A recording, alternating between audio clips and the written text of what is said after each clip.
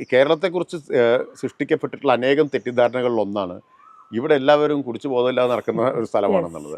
അത് എനിക്കൊന്ന് ലിസ്റ്റിനെ പോലുള്ള ആളുകൾക്ക് ശരിയായിട്ട് അറിയാലോ. ഇന്ത്യയിൽ ഈ ആൽക്കഹോൾ ഉപഭോഗത്തിന്റെ കാര്യത്തിലും മയക്കുമരുന്ന് ഉപഭോഗത്തിന്റെ കാര്യത്തിലും ആദ്യത്തെ 5 സംസ്ഥാനങ്ങളുടെ പട്ടികയിൽ കേരളം വരുന്നില്ല. പക്ഷേ പ്രതീതി എന്താണ്? നേരെ തിരിച്ചാണ്. ഞാനിത് അസംബ്ലിയിൽ വ്യക്തമാക്കിയിരുന്നു. 2 തെറ്റായ പ്രചരണം കേരളത്തിൽ നടക്കുന്നുണ്ട്. ഒന്ന്, കേരളത്തിൽ മദ്യപഭോഗം ഇന്ത്യയിൽ ഏറ്റവും കൂടുതലാണ്. അല്ല, ഇന്ത്യയിൽ ആദ്യത്തെ 5 വരുന്നില്ല.